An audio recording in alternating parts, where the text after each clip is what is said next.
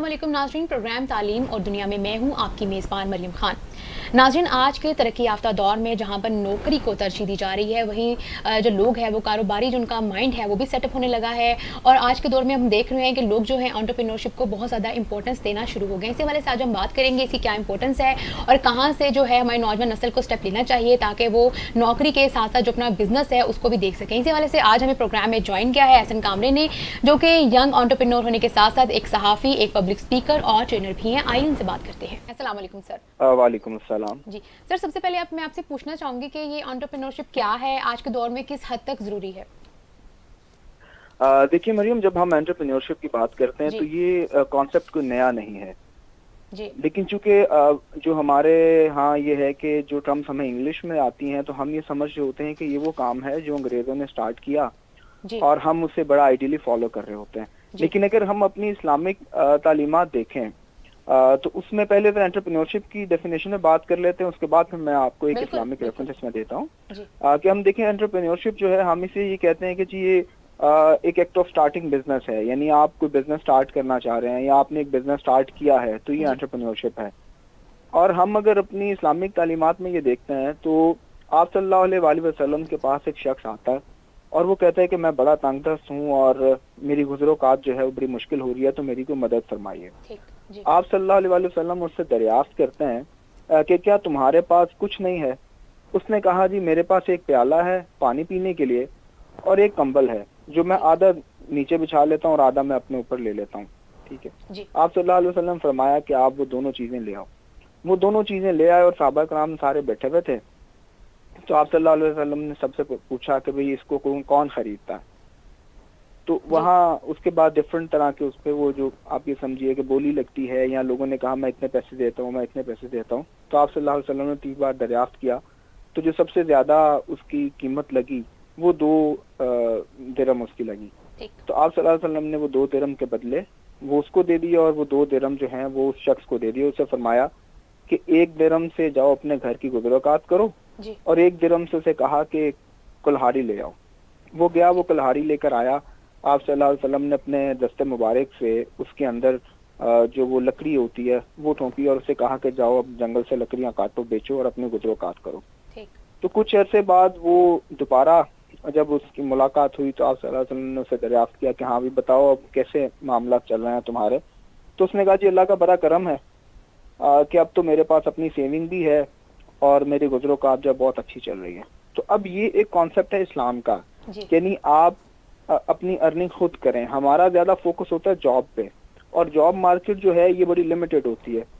तो जब आप बिजनेस कर रहे होते हैं, आप अपना कारोबार कर रहे होते हैं, तो उसमें ये होता है कि ना सिर्फ आप खुद अर्न कर रहे होते हैं बल्कि आप और लोगों को भी अपॉर्चुनिटीज दे रहे होते हैं, आप जॉब्स भी क्रिएट कर रहे होते हैं, आप मार्केट इकोनॉमी में अपना कंट्रीब्यूट कर रहे होते हैं, आप अपनी माली हालत बेहतर कर रहे होते हैं, आप लोगों की माली हालत बेहतर कर रहे होते हैं।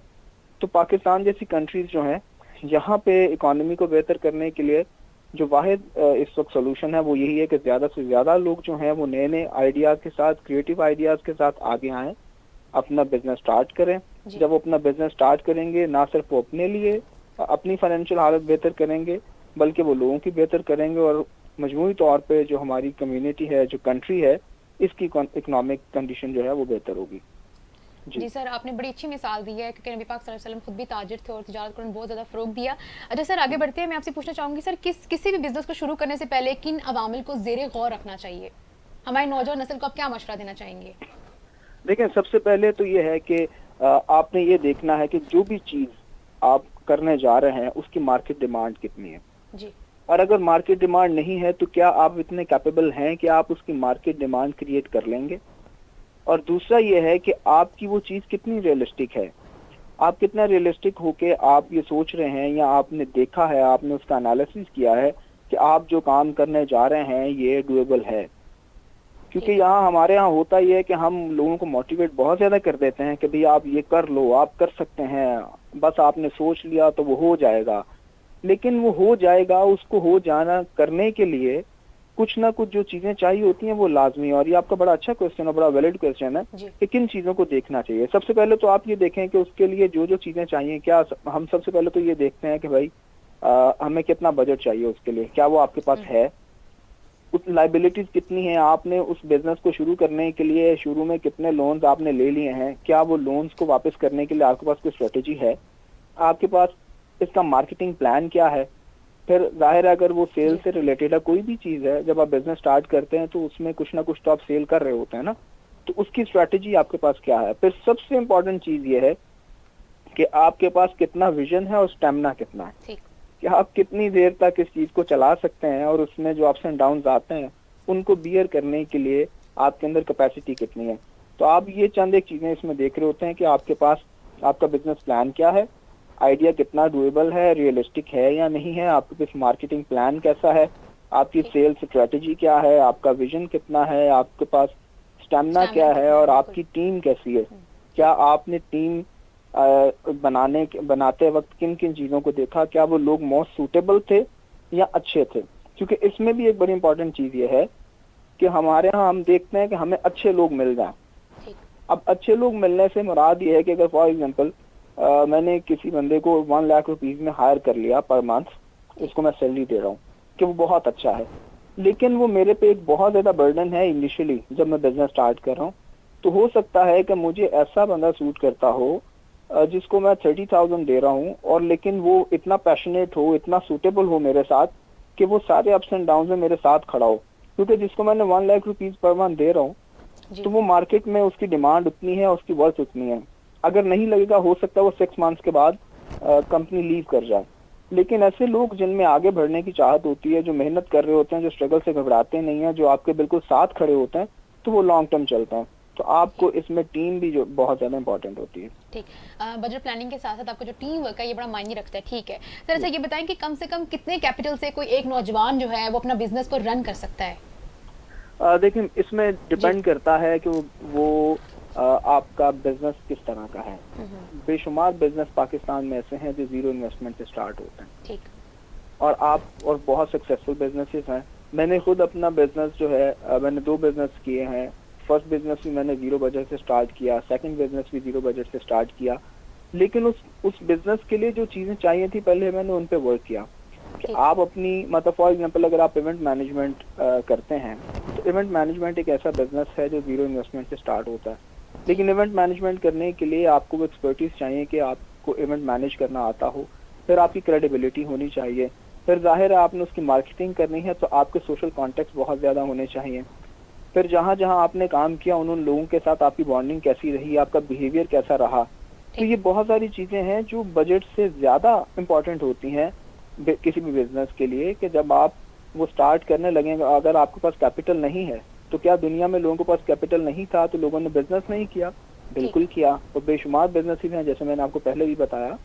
लोग जो ये इवन जो सेल परचेज का काम है, इवन डीलरशिप के जो काम है कि चीज किसी की है, प्रोडक्ट कोई बना रहा है, सेल कोई कर रहा है, वो अपनी उसमें से कमीशन ले रहा होता है। तो ये डीलरशिप जो है ये भी पूरा एक बिजनेस है, ट्रेड जो जिसे हम ट्रेडिंग कहते हैं। तो लोग कर रहे हैं दुनिया में काम। तो इसके लिए यह है कि सिर्फ बजट ही इम्पोर्टेंट नहीं होता, आप जीरो बजट से भी अपना काम स्टार्ट कर सकते हैं। लेकिन उसके साथ साथ जो जिस तरह की पर्सनालिटी आपको चाहिए, जिस तरह की आपकी इमेज बिल्डिंग होनी चाहिए, जिस तरह की आपकी पर्सनल ब्रांडिंग होनी चाहिए, वो भी इक्वली इम्पोर्टेंट है इसमें। बिजनेस माइंड और स्ट्रेटजी होनी चाहिए आपके पास ताकि जो है आपको जीरो बजट के साथ भी अपना बिजनेस रन कर सके। सही। अच्छा सर, एक कामयाब बिजनेस आइडिया मुकम्मल होने में आपके मुताबिक कितना अर्सा दरकार होता है, कितना टाइम लगता है कि अगर आपके पास कोई आइडिया है, आप बिजनेस करना चाह रहे हैं कि इतने टाइम में जो है आप कामयाब हो सकते हैं?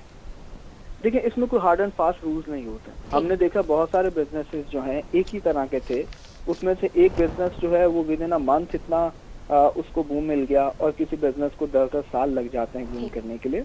इसमें कोई हार्ड एंड फास्ट रूल्स नहीं होते। लेकिन ये होता है कि आपकी कंसिस्टेंसी मैटर करती है, आपकी टीम मैटर करती है, आपका मार्केटिंग प्लान मैटर करता है, आपकी सेल्स स्ट्रैटेजी मैटर करती है, फिर आप उस बिजनेस में आपकी इनोवेशन क्या है, आप लोगों की प्रॉब्लम किस तरह से सॉल्व कर रहे हैं। ठीक। ये चीजें मैटर करती हैं। इसमें बिजनेस जो है सक्सेसफुल होने में आप ये समझिए कि चंद दिन भी लग सकते हैं और कई साल बाद भी जो बिजनेसेस हैं वो सक्सेसफुल नहीं होते। तो इट डिपेंड्स कि आप उस पर काम किस तरह से कर रहे हैं। तो मेन जो चीज चाहिए होती है बिजनेस के अंदर वो आपका स्टेमिना बहुत ज्यादा चाहिए होता है, एक बड़ा दिल आपको चाहिए और एक कंसिस्टेंसी आपको चाहिए उसमें। तो ये इम्पोर्टेंट है। अगर आप इसके साथ चलते रहते हैं तो आप सक्सेसफुल हैं, पहले दिन से ही आप सक्सेसफुल हैं अगर आपके अंदर ये क्वालिटीज हैं तो। सही, जो बैकअप प्लान होता है ये कितना इंपॉर्टेंट होता है? क्योंकि बिजनेस में तो चांसेस भी बहुत ज़्यादा होते हैं, 50-50 पे चल रहा होता है। 50% होता है कि आप कामयाब भी हो सकते हैं, 50% होता है कि आप नहीं भी होते हैं, आपको चेंज भी करना पड़ सकता है अपना माइंड। तो बैकअप कितना ज़रूरी है? देखिए, बैकअप प्लान जो है जी। ये तो बहुत ज़्यादा इम्पोर्टेंट होता है ना। अगर हुँ, आप फॉर एग्जांपल कोई बिजनेस स्टार्ट कर रहे हैं और किसी रेवेन्यू से कर रहे हैं, तो आपके पास कैपिटल है, तो नॉर्मली तो हम जब कोई प्लान बना रहे होते हैं तो हम ये देख रहे होते हैं कि अगर आप बिजनेस स्टार्ट कर रहे हैं तो आपके पास 1 लाख रुपीज़ हैं, तो आप 50% से बिजनेस स्टार्ट करें, 50% आपके पास बैकअप में होना चाहिए ठीक, कि अगर कोई अप्स एंड डाउन उसमें आते हैं तो आप वो 50% में से कुछ मजीद उसमें इन्वेस्ट करके आप अपने बिजनेस को स्टेबल कर सकते हैं। ठीक, दूसरी चीज ये है कि कोई भी काम हो, आपने जब आप प्लानिंग कर रहे होते हैं तो आप उसके पॉसिबल जो रिस्क होते हैं उनको आइडेंटिफाई करते हैं। आप ठीक, उसको प्लान ए, प्लान बी या बैकअप प्लान का नाम दे लें या आप उसे रिस्क मैनेजमेंट कह लें ठीक, कि आप ये देखते हैं कि अगर ऐसा हुआ तो मैं ये करूंगा, अगर ऐसा हुआ तो मैं ये करूंगा, अगर मुझे ये रिस्क फेस करना पड़ा तो मैं उसमें ये करूंगा। तो आप अपने जो रिस्क होते हैं उनको पहले आइडेंटिफाई करके उनके अकॉर्डिंग आप प्लान्स बनाते हैं। ठीक, तो वो आप उसे बैकअप प्लान का नाम दे लें, तो ये ठीक। नाम भी उसे सूट करता है। तो जी, आप उसके अकॉर्डिंगली फिर एक्ट कर रहे होते हैं। और अच्छा बिजनेसमैन वही होता है जो अपने बिजनेस के पॉसिबल रिस्क जो हैं उनको जानता हो, उनको उसे पता हो कि ये रिस्क इस बिजनेस के अंदर मुझे फेस करने पड़ सकते हैं। तो अगर वो उन रिस्क को पहले ओवरकम कर ले ठीक, तो ये उसकी सक्सेस की जो रेशो है वो ज़्यादा हो जाती है। ठीक। सर, अभी हम बात कर रहे हैं एंटरप्रेन्योरशिप के बारे में, तो इस तरह के बिज़नेस प्लान में पार्टनर किस हद तक ज़रूरी है? क्योंकि अक्सर देखने में आता है कि जो आपका पार्टनर होता है, वो धोखा भी दे देता है, आपको लॉस हो जाता है, आप तो ठीक चल रहे होते हैं, आपकी इंटेंशन भी सही होती है। तो इसमें जो बिज़नेस पार्टनर है, उसकी क्या अहमियत होती है? देखिए, बिजनेस पार्टनर की बहुत ज़्यादा जी, इम्पोर्टेंस होती है। आज की इस जदीद दुनिया में आप आइसोलेशन में नहीं रह सकते। तो जब आप आइसोलेशन में नहीं रह सकते तो आप ये किस तरह समझते हैं कि आप कोई भी बिजनेस जो है वो अकेले चला सकते हैं। और बाकी ये जी, है कि दुनिया में अच्छे लोग भी हैं, बुरे लोग भी मौजूद हैं। ये सिर्फ पाकिस्तान में नहीं है, पूरी दुनिया में इसी तरह से है। पाकिस्तान में ही पार्टनर्स धोखा नहीं देते, पूरी दुनिया में धोखा देते हैं। हुँ, मतलब अभी हम लोग ये रिकॉर्ड कर रहे हैं तो मैं इस छत के नीचे बैठा हुआ हूँ, तो पूरी दुनिया में हमने देखा कई जगह पे ये छतें जो हैं वो गिर जाती हैं। ठीक, तो क्या हम इस छत के नीचे बैठना बंद कर दें? ड्राइव करते हैं हम तो एक्सीडेंट्स होते हैं, तो क्या हम ड्राइव करना बंद कर दें? ऐसा नहीं होता। जी, हम क्या करते हैं कि फिर ज्यादा जो है वो अलर्ट हो जाते हैं, ज्यादा सोचते हैं।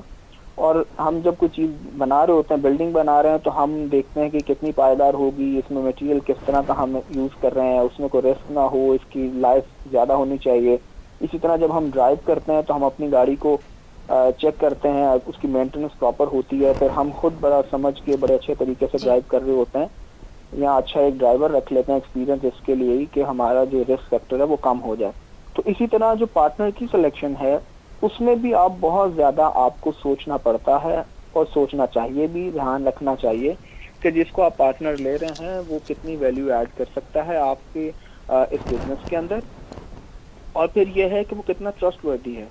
इसी तरह जब आप कुछ ऐसे बिजनेसेस होते हैं जिसमें आप डिफरेंट कंपनीज को, डिफरेंट ऑर्गेनाइजेशंस के साथ पार्टनरशिप करते हैं, ठीक, तो वहाँ भी यही देखा जाता है कि उसकी क्रेडिबिलिटी कितनी है, वो कितना रिलायबल ऑर्गेनाइजेशन है या कंपनी है, और वो आपके साथ कितना लॉन्ग टर्म चल सकती है, और ठीक, क्या वो जब आप पे कोई रिस्क आएंगे, जब कोई डाउनफॉल आएगा तो उसमें भी वो आपके साथ स्टैंड करेंगे या ठीक, नहीं करेंगे। तो ठीक, पार्टनर की सिलेक्शन जो है वो बड़ी इंपॉर्टेंट होती है।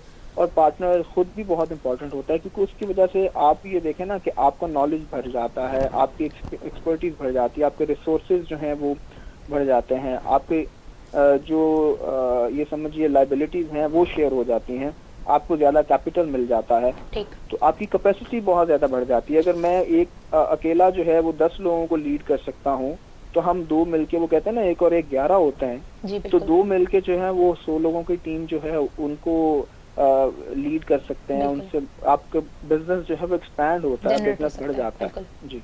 बहुत शुक्रिया एहसन कामरे, यंग एंटरप्रेन्योर, सहाफ़ी, पब्लिक स्पीकर और ट्रेडर नाज़रीन इस वक्त हमारे साथ प्रोग्राम में मौजूद थे।